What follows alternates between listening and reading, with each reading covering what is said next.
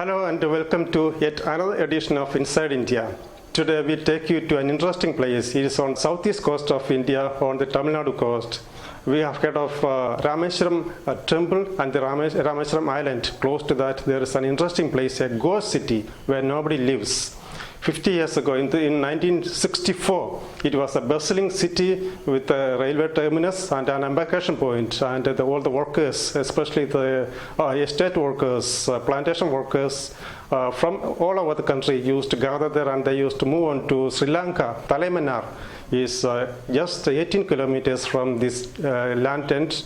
So up to 1964, it was a bustling town with the passengers from all over the world, students, pilgrims and workers moving to Sri Lanka and coming back. And in December, this suddenly became a ghost city, and all the constructions made by men were washed away in a tsunami. And even today, after many decades, this area looks like a ghost city with the structures of the buildings like railway station, church, temples, all this just stay there like the ghost of the past. And it is worth visiting this place. Let us take a look at this interesting place, which where the yesterday still breathe with us. And on the one side we can see the Bay of Bengal, and on the other side we can see Indian Ocean. So it's an interesting place. Let us go and get a glimpse of that place as to how it looks like today. Let's visit the ghost city called Dhanushkodi. We can reach the ancient temple city of Rameshwaram on the Tamilnadu coast across the iconic Pamban Bridge to live out an existence frozen in time. From this lush tropical island, there stretches a straight black-topped two-lane highway to the land's end. We can still go back in time to the last city, to the ghost city called Dhanushkodi. The sea softly babbles on either side of the road. To your left-hand side, the Bay of Bengal heaves and sighs, and on the other side, the mighty Indian Ocean sprawls in her regal glory. The road slithers its eerie way to the land's end, Arichal. The ocean chidingly runs to the Bay of Bengal, regurgitating a torrid past. The road is preposterously sandwiched by the mighty water bodies. The land's end sticks out into the sea, and we feel that India is left behind. We are at the end of civilization. There are heaps upon heaps of oceanic sand dunes, revealing a strong fingerprint of the sea. An Ashoka pillar has been erected there at the extremity, reminding us of our identity and timeless roots. People can sit around on the parapets and watch the blue infinity merging with the distant horizon.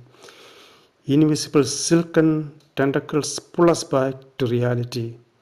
The swirling and streaking waters menacingly holler around. Beyond this point, the sea is fairly shallow.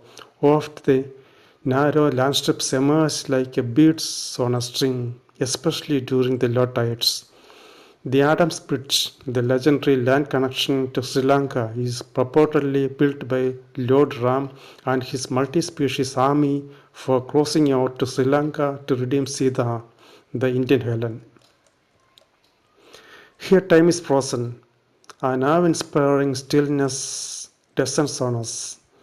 A stupendous solitude enshrouds us even amidst the noise.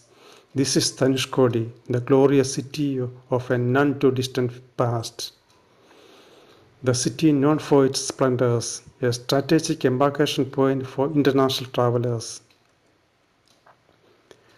In the evening of the 22nd day of December in 1964, the legendary Boat Mail Express had just lifted its anchor for yet another voyage to Tamilnadu in Sri Lanka, hardly 20 kilometers away.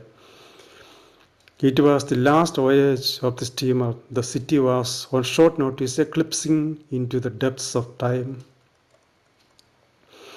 I sauntered along the debris of the dead city, and the dry, golden sand heaps whispered. The grating sands basked in the shadow of a tremendous past. All around we see the searing skeletons of ancient man-made structures, the apologetic shadow of a railway station, the crumbling steeples of a colonial church, the ruins of a dilapidated street, the frame of a lighthouse, and even the shadow of a railroad. On that day in 1964, the firmament was furiously frowning.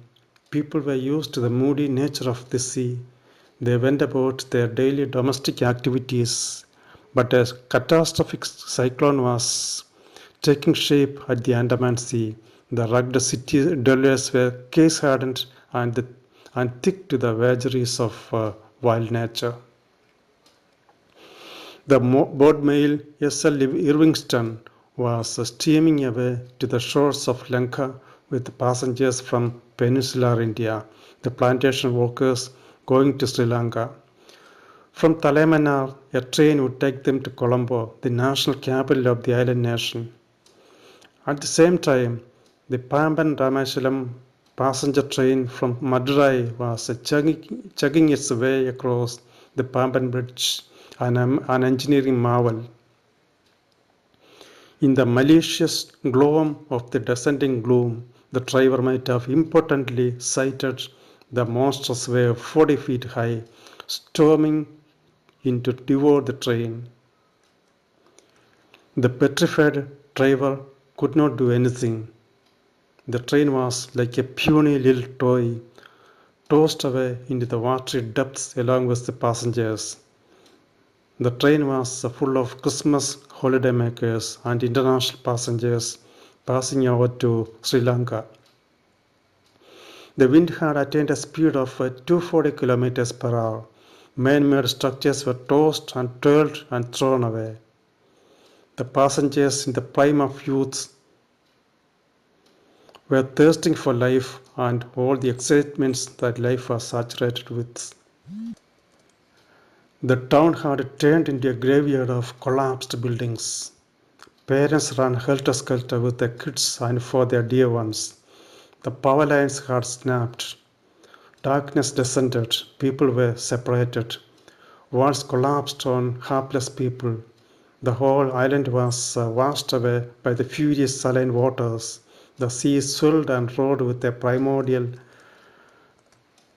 mortal fury.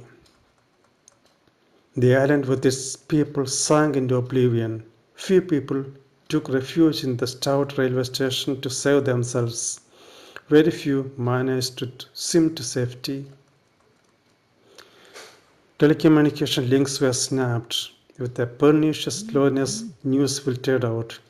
Very slowly, the world came to know about the cataclysm. When the seas calmed down to its regular self, nothing much was left. The government had nothing to do but to leave the city to the ravages of time. 1,800 lives were lost and another 3,800 people vanished and were unaccounted for. Thus, an unnerving ghost city remains, reminding us of the fragile nature of our civilization. In yet another December in 2004, a tsunami had swept past the ghost town, but the murderous waves found nothing there to destroy. Time had claimed almost everything. Now the sea has to tell us a tale, a series of stories right from the time of Ram and Ravana. Sri Lanka is not far away, hardly 18 kilometers. On clear starry nights, one can discern the urban lights. Sri Lanka, and lo, you are in international roaming area. Telecom Sri Lanka welcomes you.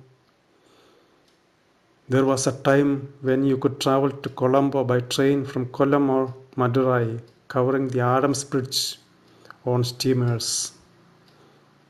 There are still some people living there in thatched huts, rows upon row. They wait patiently for visitors and they have a story to tell. A story of distant and forlorn glories. The ghost city waits for you with a trail of debris, telling us about the wonder That was Dhanushkodi.